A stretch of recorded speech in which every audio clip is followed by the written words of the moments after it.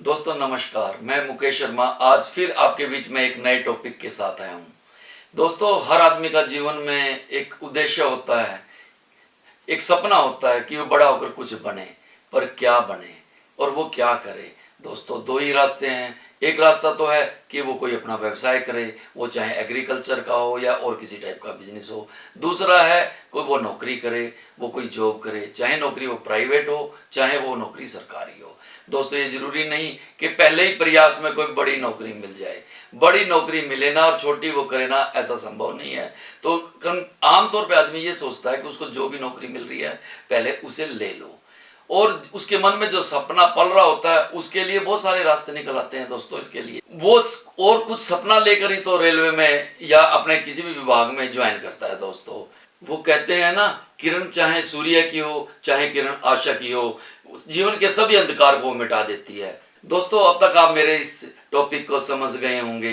Group C से group B में किस तरीके से प्रमोट किया जाता है। रेलवे एक ऐसा विभाग है जिसमें कि पदोन्नति के बहुत ज्यादा चांस होते हैं। दोस्तों, इसमें हर 2 साल में कर्मचारी को पदोन्नति के चांस मिलते ही रहते हैं। इस प्रकार से आज मैं अपनी वीडियो में आपको ग्रुप सी से ग्रुप बी में कैसे प्रमोट होते हैं उस विषय में बताने जा रहा हूं।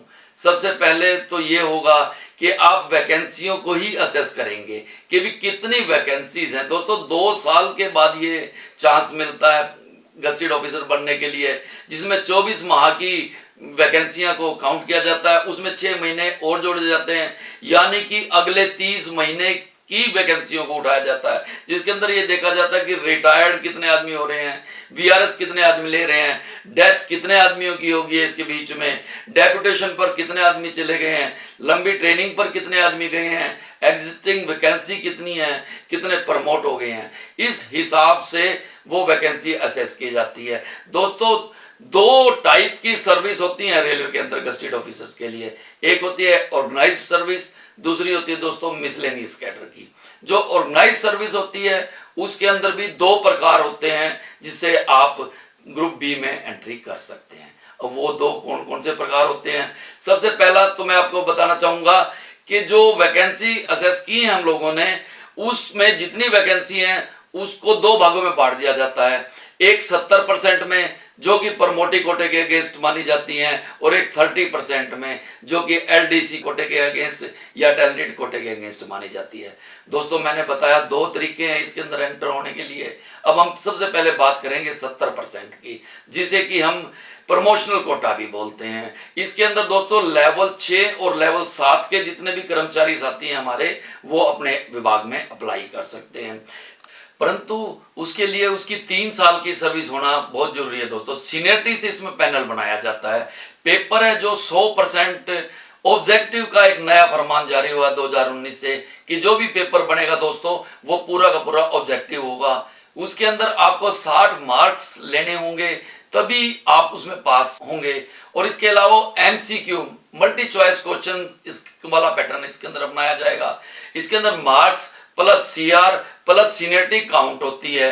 पास होने के बाद आपका एक जो पैनल बनेगा उसके अंदर ये चीज जोड़ी जाती है। उसके बाद उसके एक इंटरव्यू किया होता है, और जो इंटरव्यू होता है उसके बाद जो रिजल्ट निकलता है वो फाइनल रिजल्ट माना जाता है। ये प्रक्रिया है दोस्तों 70% की। जो 70% का जो पेपर होता है उसके अंदर जो टेक्निकल डिपार्टमेंट है उसके अंदर 70% तो उनका टेक्निकल, और उसके अलावा 30% एस्टेब्लिशमेंट का काम पूछा जाता है। साथ में इसमें हिंदी और जनरल नॉलेज के क्वेश्चंस भी आते हैं। दोस्तों, इसके अंदर मैं आपको एक बात और बताना चाहूंगा कि अगर कोई अपना साथी उसमें 80% से ज्यादा नंबर ले जाता है तो वो आउटस्टैंडिंग में काउंट किया जाता है। जो आउटस्टैंडिंग में आता है वो जितने बैठे होते हैं उनमें से 50% आदमियों को सुपरसीड कर लेता है। इस प्रकार से उसकी सीनियरिटी और ऊपर हो जाती है। यह तरीका है 70% यानी कि प्रमोशनल कोटे का।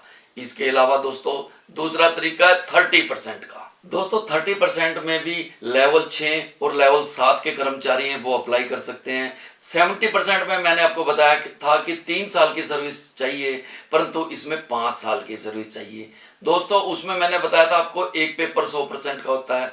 दोस्तों, इसमें 2 पेपर होते हैं।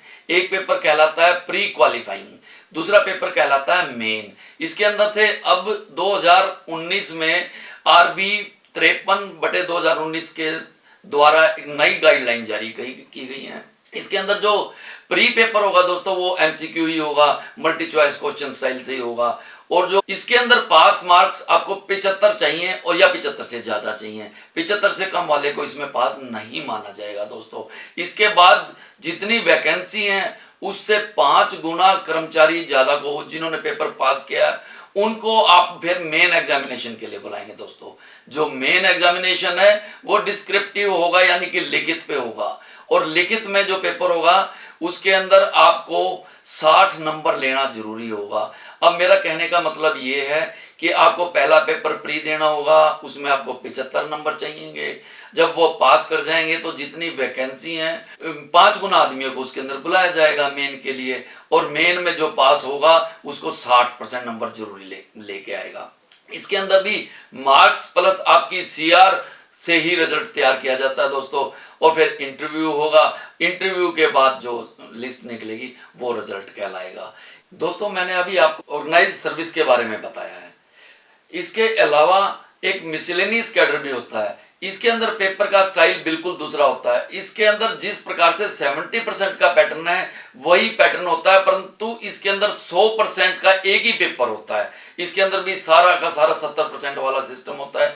सीनियर आदमी को पहले चांस मिलेगा 60% नंबर लेने के बाद, और जूनियर को उसमें बाद में मिलेगा। यह सीनियरिटी बेस पर ही सिलेक्शन होती है इसकी। इस कैडर के अंदर दोस्तों जो ज्यादातर पोस्टें आती हैं वो आती हैं हिंदी ऑफिसर की, पीपीएस की, एएनओ की, पब्लिक रिलेशन ऑफिसर की, प्रोटोकॉल ऑफिसर की, स्टैटिकल ऑफिसर की, लॉ ऑफिसर की, सीएमटी की और ईडीपी वगैरह की। इस प्रकार से 21 पोस्टें हैं, 21 विभाग ऐसे हैं जो कि इस कैडर में कवर होते हैं। अब मैं आपको बता रहा हूं कि ये जो भी पेपर हम पास कर लेते हैं दोस्तों, इसके बाद एक साल के अंदर हम लोगों को एक कोर्स करना पड़ता है जिसे कि इंडक्शन और फाउंडेशन कोर्स बोलते हैं। जो भी कोर्स होते हैं उनके लिए अलग अलग से इंस्टीट्यूट है, सभी विभागों के अलग अलग हैं। जैसे कि पर्सनल विभाग का Nair national academy of Indian railway जो कि बड़ोदरा में है, वहां से कोर्स किए जाते हैं। बाकी के सभी आदमी अपने अपने, कोई सिकंदराबाद से, कोई पूना से, कोई नासिक से, डिपार्टमेंट के हिसाब से कोर्स करके आते हैं, फाउंडेशन कोर्स और इंडक्शन कोर्स। दोस्तों मैंने आपको 30%, 70% और जो हमारा मिसलेनियस कैडर है उसमें किस प्रकार से, किस सिस्टम से पेपर होते हैं ये बताया। इसके अलावा मैं कुछ महत्वपूर्ण जानकारियां आपको देना चाहूँगा जो कि आपके बहुत काम की होंगी। सबसे पहले तो ये कि जब नोटिफिकेशन निकलता है तो उसके साथ साथ दोस्तों उसका सिलेबस भी निकल जाता है। 2019 से पहले कोई ऐसा नहीं था कि 1 साल के अंदर आपको ग्रेड बी यानी कि प्रमोटिव ऑफिसर बनने के बाद फाउंडेशन या इंडक्शन कोर्स करना होगा, ऐसा एक लेटर निकला है दोस्तों। इसके अंदर एक नेगेटिव मार्किंग का प्रोविजन भी है।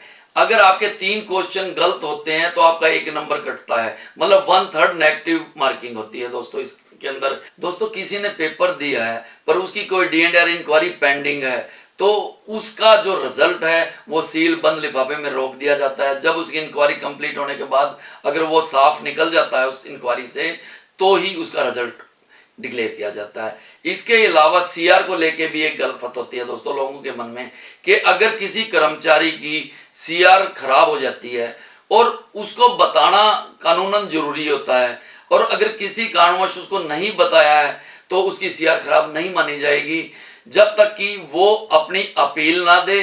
और अपील में अगर उसकी रिजेक्ट हो जाती है तो वो फिर उसकी सीआर खराब मानी जाएगी, अदरवाइज उसको उसका बेनिफिट दिया जाता है दोस्तों।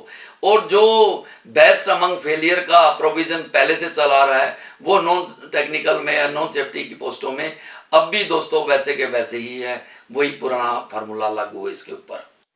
दोस्तों मैंने आपके बीच में अपनी बात रखी, मैंने ग्रुप सी से ग्रुप बी में कैसे प्रमोट होते हैं और क्या उसका तरीका होता है वो बताने की चेष्टा और कोशिश की है। मुझे आशा है कि आपको मेरी ये वीडियो ज़रूर पसंद आएगी। अगर मेरी वीडियो आपको पसंद आए तो इसे लाइक करें, मेरे चैनल को सब्सक्राइब करें और अपने दोस्तों के साथ शेयर करें ताकि जो जानकारियाँ आपके पास हैं वो आपके दोस्तों को भी इसके माध्यम से प्राप्त हो। और हाँ दोस्तों, मैं अंत में एक बात कहना चाहूँगा कि ज़रूर आपके मन में एक तमन्ना जाग गई होगी कि हम भी ग्रुप बी अधिकारी बने। ये तो बहुत ही आसान है। तो दोस्तों चलिए हो जाइए शुरू। Best of luck. Thank you.